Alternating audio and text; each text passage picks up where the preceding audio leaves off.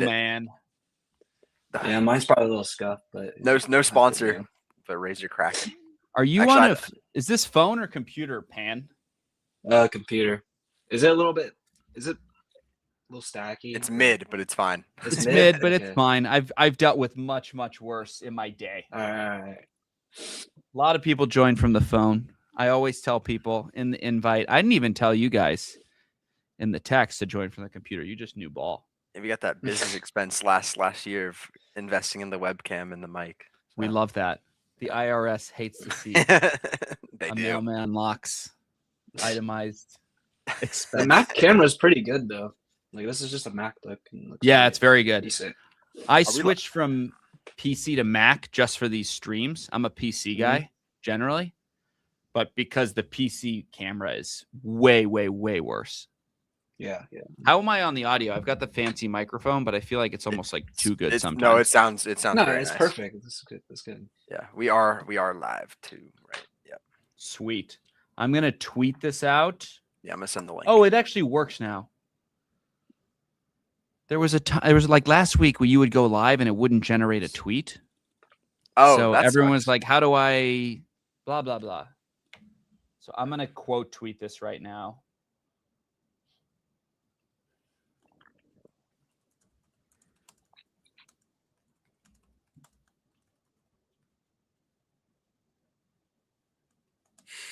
All right. Please do the same. Yep. I'm just pushing it to the Discord real quick. Electric. How's the Discord? You guys have this massive multi-capper Discord now. How is it get out of hand or is it fun? Like it's just the three of us still. Okay, it's not that crazy then. Spade and Pan. So no, yeah. I mean, we're looking to maybe expand for some sub capping in more niche sports, but as of right now, it's good, man. It's nice to bring our collective communities together under one big umbrella, and we love our OGs. We got some people that are always in the chat, and so yeah, it's a fun time. We really love our community and what we've built so far. How did you guys decide to team up and form this little Avenger squad? We were kind of like we were like consuming each other's audiences, especially behind, like, I guess if we are a subscription platform, we were kind of like we were cannibalizing each other. I mean, we would collab all the time on like plays and such, and people are like, "Oh, why don't you guys just like join up? You collab on every play. You guys are from the same spot. You see each other every day." And we're like, "Yeah, that's probably a good idea." Because Spade and I used to have our same Discord when we first started. Him and I were in our own, and I'm the Frankenstein's monster of Spade, and then Pan. What does that mean? Because he created you. He did. Yeah. You. And then you were like a subscriber, or what was no? I was like a friend. And like, yeah, in person, in real life. He brought you into the dark side, the light side. Yeah. I'm the chosen one. But then and then Pan PRTD is our love child. I sponsored him. I can see the family resemblance. One of my business classes, and he was just like looking at props. He's like, "Oh, like, what are you doing, man?" He's like, "Oh, I'm checking out games. Like, I do sports betting." I was like, "Oh, damn." And I was doing like a little bit of sports betting myself, but like nothing too serious. But I was just like betting, just on my own, ball knowledge. But yeah. Yeah, we had to get him correct. We had to train him. Yeah. How long ago was this, Pan, when you and maybe like a year and a half ago? Okay, so not that long ago. So you've only been like seriously betting for like a year and a half. Yeah. You're a quick study. Yeah. He's a year and a half. I'm like probably at this point like 2.5 years. Spade's probably like going on 3.5, 4. So you kind of see how it's trickled down the line to all of us, all starting with Grandmaster Spade. Shout out. He's our sick man, our sick little man. He couldn't be here today, but he's watching in spirit. Yeah, he is. Capper U. What's your guys' Twitter handle? Capper University. We don't have a joint Twitter. Yeah. Or X. Really? No. Yeah. That's something we need to get done. Mm-hmm. Right now we're a mythical, just a mythical, I guess, group because we have no home base. Well, that's okay. That kind of keeps the mystique alive. It does. When you see me put that little watermark at the bottom of all my cards, you're like, "What is this?" Capper U? I know. Is that a new college? Yeah, no, we're not doing some scam course. Don't worry. No, yeah. No, that's No, no next. scam. That's No, next no, season. no. Strictly props. Maybe that's all we do. How do you guys divvy up your research? Are you guys covering the same markets, or is like Pan the 3-point props guy and Mailman is the PRA guy? Are you guys covering everything? Like, what is and do you guys like reach a consensus for a given play, or it's kind of you're just firing your own plays, and if they overlap, great. If they don't, great. How does it work? How does a sausage get made? We work together on pretty much. I mean, especially Pan and I will pretty much get in Discord every single night and go over the slate. And Live. We don't Oh, always not go live. live. Sometimes we'll go live, but sometimes we keep it just behind just us two for a little bit because it can get drag. It's not really great for content because I mean the grind is gritty. Sometimes I'll have 25 tabs open of play-by-play from the NBA site where I'm looking at every single Shea Gilgeous-Alexander drive to decide on a prop for say today. And I mean if we normally come to some sort of consensus between us two. And I mean we could stray away from each other though. Like I'll play plays that Pan doesn't play and he'll play stuff that I don't play. But are you guys ever on? How often you guys are on other sides of the same play? One guy's on an over, one guy's on an under. We try not to do that. Not very often though. Yeah. Yeah. I feel like we're mostly like we have the same research tools. So we stay on the same path for like our research. I feel like. Yeah, we're very analytically guided. So I feel like most of the time we're not kind of coming at a crossroads where that's like a choice. I mean, sometimes there'll be some movement on a certain line, and you could talk to Spade about that. He likes to fade more. So I remember when we had our OG Discord, he likes to punch back against the steam, or he'll do that. He's super nice, like with people that are willing to bet same day, like right before the game. A lot of the times he'll drop some spots, which I've been starting to do a little bit more now too, and I've been liking it a lot as well because we mix taking advantage of injury edge is like really key. Like NBA, it's like yeah, and I think that's why it's such a grueling sport to bet is because you have a very tight window if you're trying to bake in injury news to your recommendations. Where like you kind of got an hour or two before tip off between when the injury news drops and when tip off happens. And that's where a lot of the value is, as opposed to like NFL, for example, where the hay is in the barn really like Saturday morning. Those injuries, there's not a lot of weird breaking injury news on Sunday. No. And MLB, it's like the same guys are playing every day. There's not a ton of variance in terms of who's actually running out there. NBA is like you got to be stressed out constantly. I mean, has that been your experience, or it's like you find your rhythm repeatable? Especially recently because all the teams are tanking. The Jazz, the Grizzlies.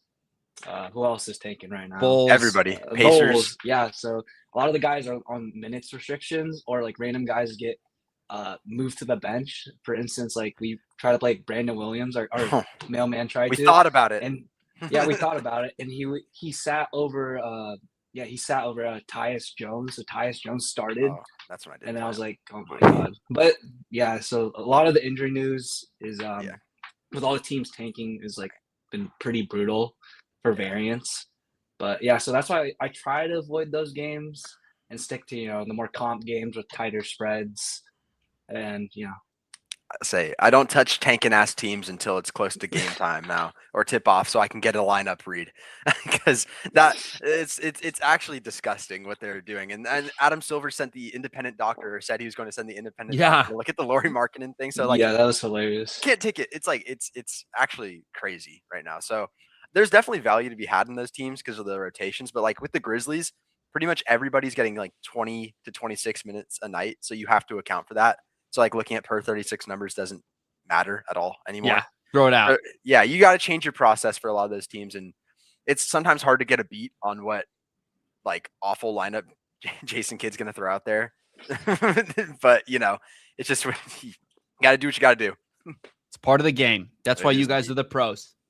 Well, let's get into it. We got a not a huge slate, which will allow us to actually kind of dive deep, hopefully, and get into the numbers. But I am absolutely thrilled to have two of the three members of Capper University, PhDs themselves in the capping game, both from the great state, Golden State of California. avid chalkboard users. They use every Oh. daily fantasy app under the sun. So we're thrilled that they came on this wonderful chalkboard sponsored stream today. First, let's introduce Mailman Locks. He's used to run an independent dub club. He spearheaded the creation of the Capper University brand. Mailman, say hello to the listeners at home. Thank you so much for joining us on stream this morning. Of course. What's up, everyone? Glad to be back. If you guys are OGs, you remember back in the day, Spade and myself had a Dub Club TV show. So I'm thrilled to be back. You're back home. I am. And making his Dub Club TV debut today, Pans POTD, Pans Play of the Day, with is that a Cavs jersey? He wanted to do this so bad. Yeah, So let's this- talk about this is some that and lore then say here. hello to the whistlers at home, please. So yeah, I can go get this jersey right now really quickly. Love that for you. He was waiting for Yeah, you to so do this is my Jalen Tyson jersey. So only What's real the story ball knowers there? know who this is. So yeah, I've bet on Jalen Tyson 9 times, and he's hit every single time. I'm 9-0 on Jalen Tyson, so he is the coin respecter. So I had to get his jersey. That is It's- freaking epic. You know, it's even though I am in the Bay Area, but this is the new age Cavs, so I still have respect for this team. There's no bad blood from the No bad finals blood. Oh, there's of- for what me. is that 2016? There's for me. That made me That's for cry. 10 years Different ago. teams. Want to feel old? Man, Yeah. a lot of those guys are still playing, which is crazy. NBA dudes play forever. Yeah. Okay, perfect segue. First game of the slate by my counting. 6:00 Central tip tonight in Detroit. One of the few matchups in the NBA you'll see today with two competitive teams playing Mhm. for seeding consideration. The Cavs head to Detroit to face a very sound Pistons team that is a 6.5-point favorite at home. Total is sitting at 227.5.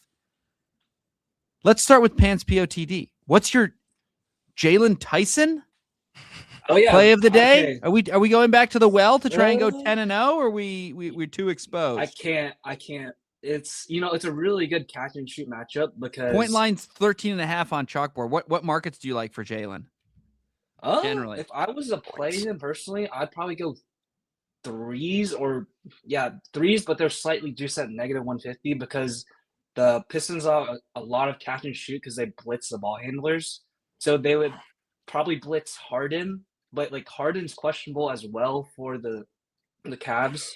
So I'd probably only lean threes for Tyson because the paint matchup's really bad with Duran, Paul Reed in the paint, and as they've allowed the second fewest points within 10 feet over their last 10 games. Is there anything However- else you like? No, I mean, you don't have to just limit your research to Jalen Tyson. I know you're a big fan of his. You got the Yeah, I jersey, but there's a actually lot did of players. Yeah, I actually did play Duncan Robinson today versus the Cavs. 10.5 points is at 11.5 right now. I'd pivot to 2.5 threes. The Cavs will blitz Cade pretty hard here, which will force catch and shoot looks, which is shown from the last 10 games as they've allowed the second highest frequency to perimeter shooters. So Duncan should get really good looks here, especially with Mobley and Allen in. So they'll force outside looks, and he should. And this was shown from like the last couple of matchups recently. He took, he took 6 threes, like 8 threes against the Cavs in October. So he'll get a lot of volume from 3. What a good write-up right there that I just heard verbally. We got the stats, Yeah. we got the kind of game script and the defensive game plan. I'm buying what you're selling. Mailman, what do you have in this matchup of Eastern Conference foes? Yeah, I don't have anything official in this game just because I'm kind of scared of the injury report. Keon Ellis, James Harden, Dennis Schroeder, Dean Wade, all questionable. I do like the Duncan Reed, but on the Cleveland side of things, I'd feel much more comfortable playing like a Sam Merrill or a Jalen Tyson if we were to get Harden or Schroeder in. There's that name again. He's always lurking. He's But always around. If Harden and Schroeder sit, which I know Harden said he's going to play through, I think it's his sprained thumb or something like that. It's some sort of hand injury. If both of them sit though, they have no primary ball handler outside of Craig Porter. So there's not going to be a lot of space creation there. Like they're not really going to respect the the gravity that Craig Porter demands. So I would expect them to play a little bit tighter on the perimeter. But so nothing on that side that I like. A side on the Pistons that I did like was a Sar Thompson under points potentially.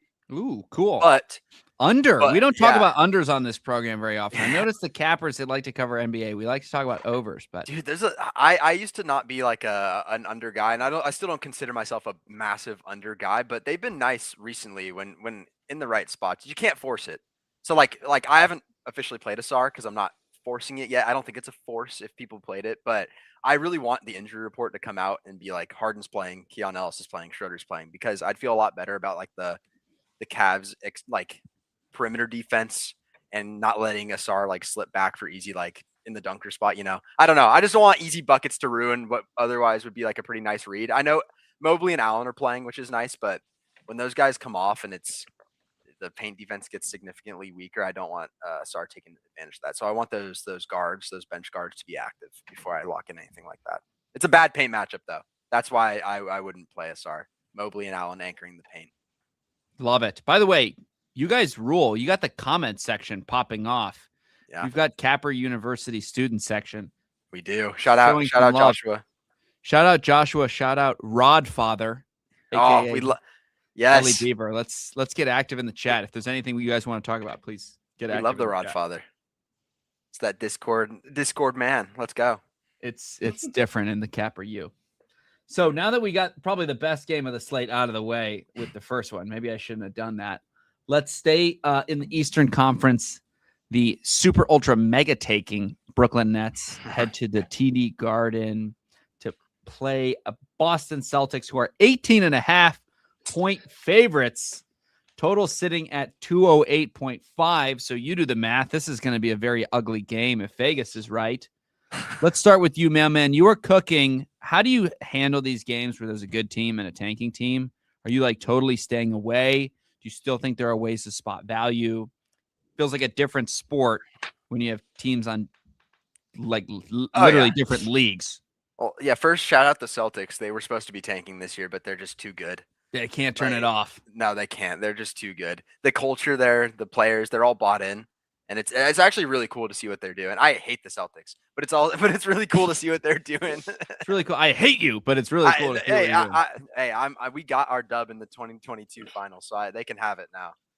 I'm not going to see another one for a while, so I'm satisfied. But there's definitely value to be had in games like with massive spreads. I'll normally just go look at rotations.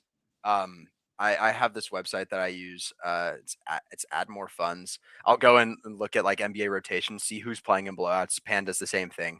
That's the way to like really spot value. I never want to guess blowout because you can get burned by guessing blowout. Interesting. But Nets on a back-to-back, a healthy Celtics team, you're probably going to get extended minutes from bench guys today, I would assume. So, I mean, I haven't locked in anything official in this game, and it scares me a little bit. I'm waiting to see what the Nets come out with on their injury report because MPJ played yesterday. I think the Nets played yesterday. I'm pretty sure they did. MPJ played yesterday. Claxton played yesterday. Both those guys could sit, and the spread's going to be, it might be 20 points. So I'd be looking to maybe touch on like a Jordan Walsh, Ron Harper, Luka Garza. Like if we're really talking blowout, yeah, we're going deep in the depths of the rotation. But Luka Garza, I didn't even know he was in the NBA. I thought he was coaching at Iowa. He was doing nice before Vooch came in. He actually had some decent rotational minutes, but obviously with they got Vooch and Queta there now, so slowed down a little bit. But if this game really does get out of hand, which I'm sure it does, the Celtics they'll beat down on you. They'll hammer you. It's just the culture there. Like, so I mean that's definitely an interesting look. I'm kind of waiting for that. But I guess if I had to choose somebody in the starting lineup, or technically not the starting lineup, but a key rotational player, Peyton Pritchard looks pretty nice today. He's been shooting tour dates, as we know. We've played him a couple times on his tour. But he actually should do pretty solid today. Coming off the bench, new role, high usage.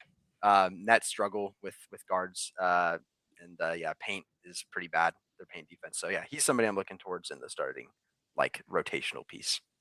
Love it. Pan, anything that you're got your eyes on this interesting matchup? Yeah, honestly, I probably will stay away from this game. Like Mailman said earlier, it's an 18-point spread. However, there is some advantage you can take, like Mailman said, like, a Ron Harper, a Peyton Pritchard should cook, but I played him 2 days in a row, and he sold me and shot 4 dates.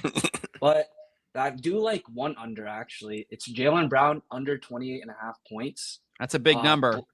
Yeah. So the Nets blitz the ball handlers like PNR it, so they allow, I believe, the fewest points to ball handlers in the league. So I believe they'll just trap them and force, guys like Queta, Vooch, or any perimeter catch and shoot guys like White to beat them. And also, a blowout as well. So the Celtics could be winning by 40 points, and Brown could sit in the third quarter and not see the fourth. So that's I think a pretty sharp read with Jaylen Brown under. I love that read. We got a question from the chat. Joshua wants to know how you guys got into sports betting. We kind of talked about this pre-show, but maybe catch Joshua up to speed on the Capper U origin story and maybe the Mailman and Pan origin story too. We're doing a slight detour to make the chat happy. Yeah. So shout out Spade Picks. He's not here, but he spearheaded the operation, I guess, from the ground level. I met him my sophomore year of college in a science class about rocks. and I saw his laptop screen. He was on Prize Picks, and he had been doing, I think he had X and TikTok. He'd been doing it for 6 to 8 months. And I was like, oh, that's cool. And then I started doing it, and he kind of took me under his wing, showed me how to do it. We did that for about a year. Then I met Pan. I'd known Pan in college a little bit. I'd seen him around, but then we met each other in a class. And then he's like, oh, that's cool. And like he said, he had been betting a little bit. So we kind of took him under. It's like we're building our funnel, but with instead of subscribers, it's cappers. Yeah, absorbing people at Chico. Yeah. So that's pretty much what it's been like. Yeah, it's funny. Pan, what color commentary? What were you thinking when Mailman walked up to you and said, "Hey, Aura"? Yeah, exactly. Yeah, I just saw. I can't believe Mailman's approaching me. How honored I am. Yeah, it was it was an interesting experience. I just saw him in class. I forget were you labbing? You're probably labbing something. Probably. I was just really. It all starts with just you should be paying attention in class, and instead you're tuning into DCTV. Yeah, exactly. Yeah, I was definitely just zoning out, and then I was looking around class, and I just saw the screen. I was like, oh. So then I think I asked after class, hey man, what's your name? I was like, oh yeah, remember you from freshman year? I was like, oh yeah, you do sports betting? And then we just had a on-and-on conversation, and we just started talking in that class. So yeah, it was really cool. All started in weird classes. Yep. Moral of the story: take history of rocks when you're in take rock class. Take rock class. You might start a sports betting business. That is the moral of the story. Okay, let's keep moving down the slate. Another matchup between a tanking team and a team that's playing for playoff seeding. The Knicks head to Milwaukee to play the downtrodden Bucks. Knicks are 8.5-point favorites on the road. Total sitting at 2.9. Wow, I don't know why I said 219. 219.5. Pan, you've been cooking. What do you like in this game, if anything at all? Another one of these matchups between, as you would say, probably not the most comp matchup, but still, we got a single-digit spread. The Bucks aren't as bad as the Nets. Yeah, there's a couple of spots I do like in this game. So the Bucks predominantly play a zone defense, so they'll leave catch and shoot guys open. So I do like maybe a Jose Alvarado PRA or points. They allow also a lot of assists in transition. I believe the most in the league over the last 10 games. So I believe Alvarado should get some really good run here, especially with Miles McBride, who's been out for, I believe, 2 weeks or so. So I believe Alvarado should cook here today. Love it. Clean to the point. No waffling. Yeah, we also talked about Josh Hart as well. Josh Hart, we played him against the Cavs, and he sold us pretty bad. He Disgusting. Shot 2 for 8 from 3 because they were leaving him wide open, mashed on Jared Allen. So yeah, I think they'll probably batch him with Jericho Sims, and he should get a lot of looks from 3. So his points, maybe PA, should be pretty nice here for Hart. But there is a 9-point spread, so the Knicks could possibly blow him out. But however, the Bucks have been playing pretty well without Giannis over the last 2 weeks. I've been kind of watching their games. So I believe this game could stay calm. Love it. Mailman, Comp, baby. what's not going to be comp? Give us a no sweat non-comp winner on the prop side. You're not going to get no sweat from me because my favorite prop is probably Josh Hart, and it's never going to be sweat free. He had 7 first quarter points when we played his 10.5 line, and he ended with 10. Oh, So that, Josh, jail. Yeah, I know. Jail Josh. I don't know. It's like going back to a toxic ex. I don't know if I could do it today. Yeah, he's got a good personality though. He's fun. He does. He's a nice guy. I like his Twitter. He's funny. But I do think I haven't looked at film, but like when we played him in the Cavs game, like Pan said, cross matched with Jared Allen, Evan Mobley. So a lot of teams are willing to just concede threes to him, which I don't blame them. He's not. Yeah, he's not the most efficient shooter, but I wouldn't be surprised if he gets like a Miles Turner, Bobby Portis, Jericho Sims look, like Pan said. Like they should just concede to him because the Bucks have been like pretty solid recently. Not a lot of value to be had on the glass. They're a good rebounding team. It is a Jericho Sims revenge game. So if you're feeling nasty, he could get it going. Is he gonna baby Mitch Robb? No, definitely not. But you never know. Stranger things have happened. But it's a long season. It is a very long season. But I guess the Knicks do allow a decent amount of points to like primary ball handlers, kind of just playing them straight up. The only problem is the Bucks have 3 primary ball handlers: Ryan Rollins, Kevin Porter, and Cam Thomas. Cam Thomas is a shot chucker, so he's kind of like a flamethrower. He could just completely go dull in the first quarter, do nothing. I was looking at his under last night, but I'm kind of afraid of the opposite happening, the gasoline getting lit and he goes crazy. Would not be fun to chalk in the first half. But definitely could be some value with a Kevin Porter. He's been pretty solid as of late. 19.5 points is what I'm seeing right now. 18, it might be lower on chalkboard. But yeah, so that could definitely be nice. His usages remain pretty solid. He's been pretty on-ball dominant in the Knicks, like I said, decent funnel for ball handlers. So I'd be looking to his 19.5, 18.5, 20.5 points. That's a little bit of discrepancies across the book landscape. So if you can get 18.5, I definitely like that. Or if you're like me and you've got the Chalkboard app pulled up right now and it's a promo, you can get it at 9.5. Thanks to our friends over there at Chalkboard for the little, not quite free, but pretty got the anchor. Here. The anchor, going. Yeah, anchor's away, baby. Kevin Porter. They knew we were about to Anchors drop. Are always nice. Yeah, shout out Chalkboard. We love them. They're absolutely goated. No chalk on Chalkboard. App. Yes, look at you, man. Talk your shit. Love it. I love it. No, they're awesome. They're the OGs. Great guys. Great people behind the scenes. Love working with them. I knew I invited the right crew onto this program. We're Chalkboard fanboys. Love it. You definitely got the right people. Capper University, writing on the chalkboard. Mm-hmm. Damn straight. Okay, that's pretty much all I like in that game. Love it. Yeah. Okay, we got. We only have 2 more games on the slate. This is like. Yeah, it's a very small slate today. Skinny, but that's okay. Sometimes it's easier to get good reads. By the way, before we go any further, can we just give some shout out and love to Pan and Mailman for waking up at 6:30 on a Friday morning in college to feed the community with this wisdom? This is one of the more impressive DCTV logistical showings I can ever remember. I promise we won't make you do this at 6 a.m. every time, but an impressive showing nonetheless. Whatever caffeinated drinks you guys are sipping on, I want one. Yeah, shout out the Bucks. Starbucks is their little energy ones are pretty nice. No sponsor, but they're pretty nice. But if you're listening, yes, we're open. Not sponsored. This is not sponsored. Please don't nuke us. Yes, this is not a paid promo. Exactly right. But Celsius or Starbucks, if you're listening, DMs are open. Celsius is nice. I've been getting into Monster recently. They've been having really on campus. Monster's pretty nice. I know. I think it's having a renaissance. I'm super late to the party. I was never a Monster guy. I've completely I've never had one until like 2 weeks ago. I had my first white Monster and it was for free, so that probably made it better. Yeah, but it was pretty good. I like them. So my wife and I, we collect pop tabs because we compete. We have there's an annual competition in my friend group.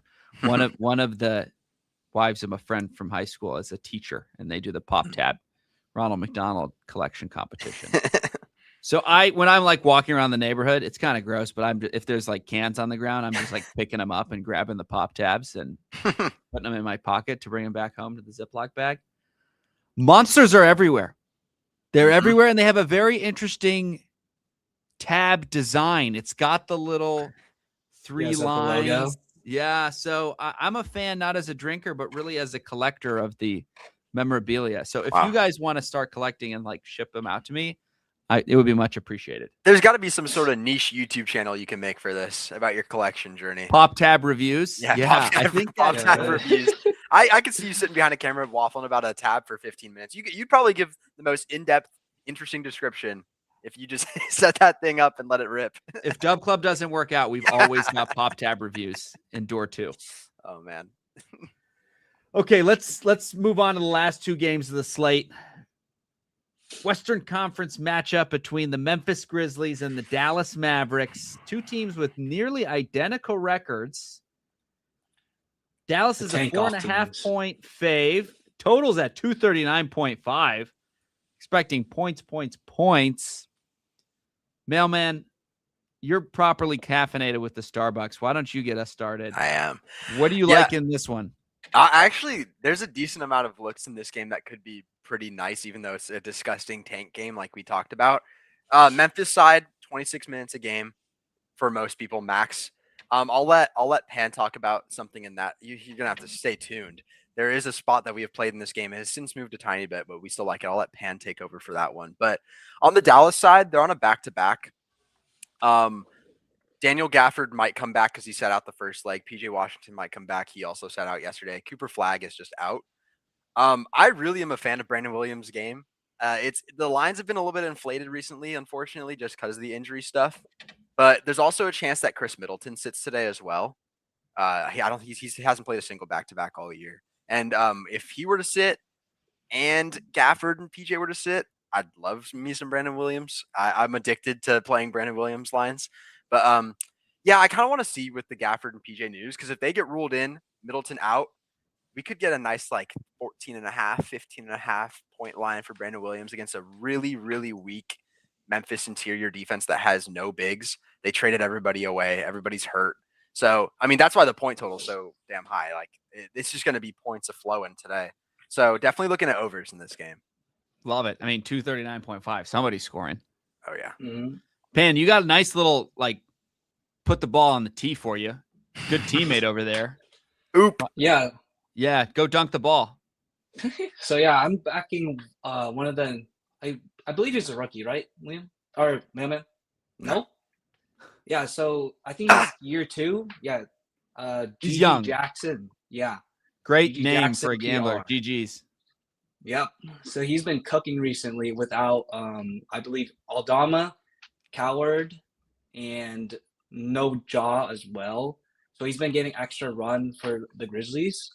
And this is a really good matchup versus the Mavs, who have bled paint points. Even if Gafford plays today, they've still bled points in the paint, allowing, I believe, like the second most this season. So he will get really good looks in transition and cuts. It's also a really good catch and shoot matchup, which GG's been ripping threes recently. So the Mavs, I believe, have allowed the 3rd highest 3-point percentage over the last 10 games to catch and shoot looks. So GG should get really good run and good looks from perimeter. Last 5 average 28.2 PR. Why do you think the number's so low coming into this one? Minutes cap.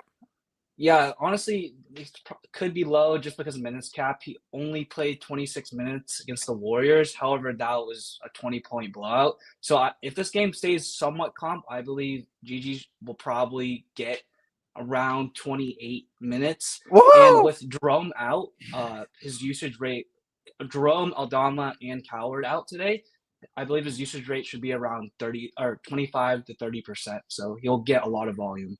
When are they going to release it where you can just bet on minutes? Because that seems like what half the NBA player prop game is just how many minutes are these guys going to play? It's like, why don't we just release that market? Why is that not a thing? I guess that could be pretty gameable.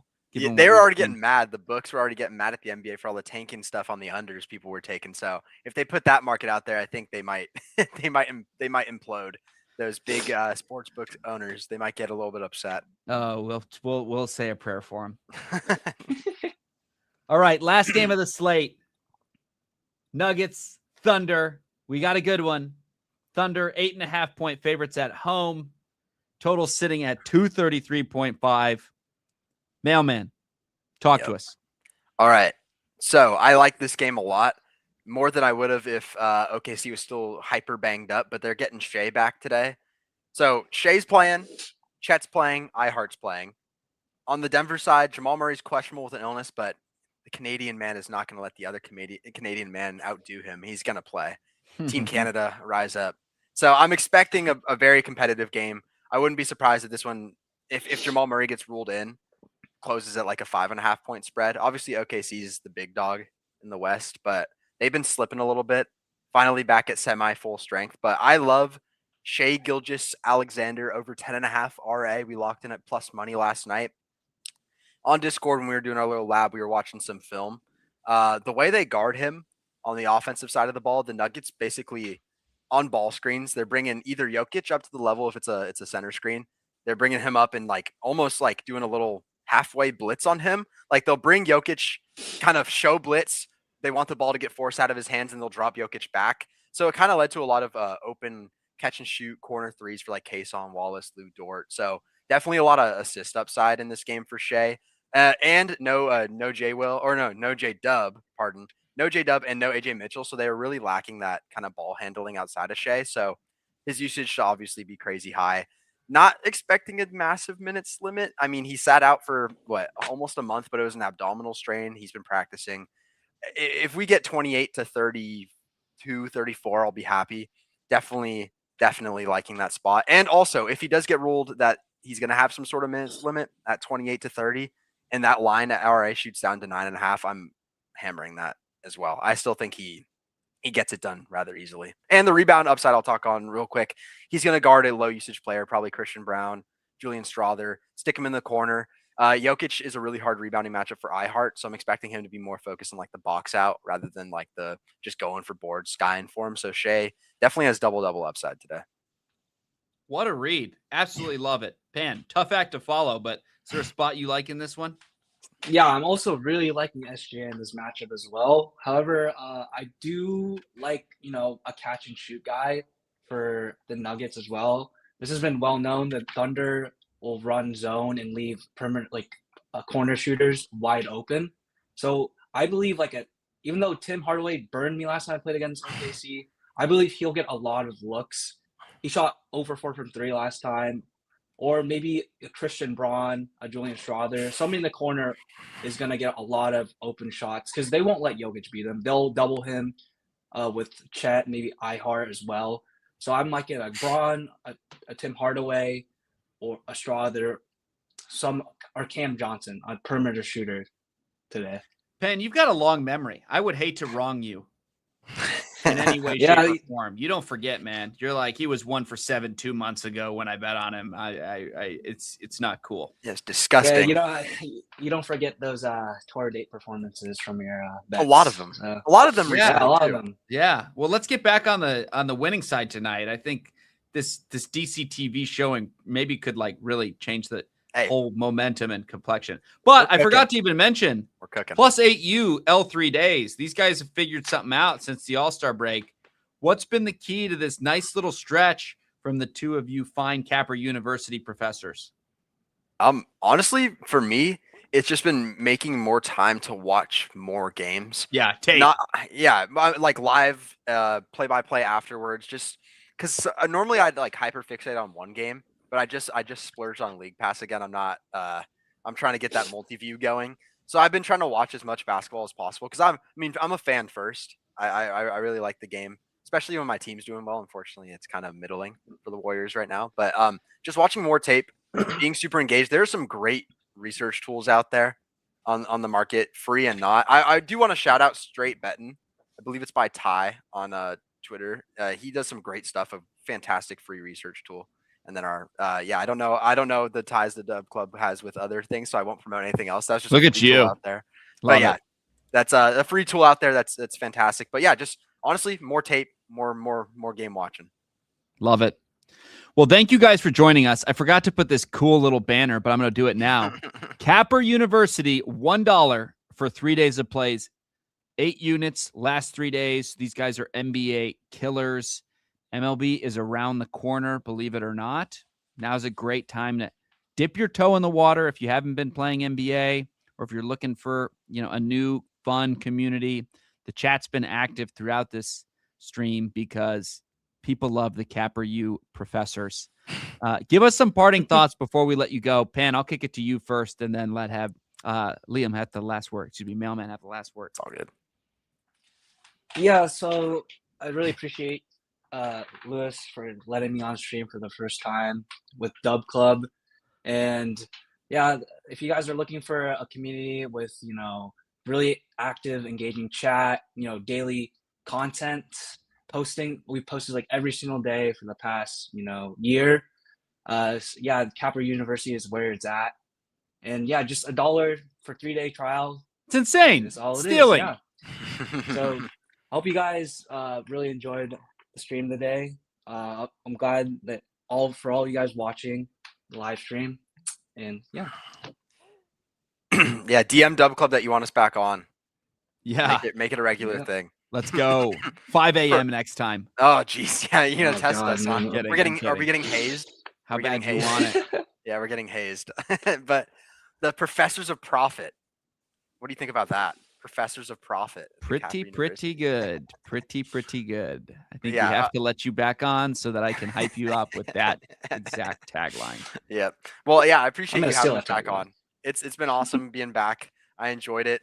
Early wake up, no problem. The boys are here. We're here to stay. We've been rolling in the Discord on the Dub Club, so make sure y'all join up for that $1 3-day trial. Been cooking. We're gonna keep rolling. Baseball is coming back too. Pan and Spade are on that. They're dialed. WNBA. Yeah. That's my thing. that. I like WNBA a lot as well. So if you're looking for that, it doesn't stop after basketball or football. We keep it rolling in the dog days. We're here for you. So, That's yeah, where the dogs come out. the dogs do come out in the dog days. Okay, before we end the stream, favorite play from the stream so I can get this packaged up and ready to roll. Pan, you want to go? My favorite play is GG Jackson. PR. GG's in the 100%. chat. Yep. GG Yes. respects the coin. And we're And doing the points? PR. PR, love it. And then I'm writing I'm this going to down. take Shea Gilgis, Aura Alexander, 10.5 RA. Getting some Love nice it. odds on chalkboard as well. I think it should be like a 1.95x if we're looking at that right now. Nearly plus money. Okay. You said RA? Yeah, RA. I think on chalkboard it's AR, assist Oh, rebounds. excuse me. Love it. Well, what a fun stream. You guys are truly the best. Go back to bed or have a fantastic day. I appreciate you guys spending your morning with us.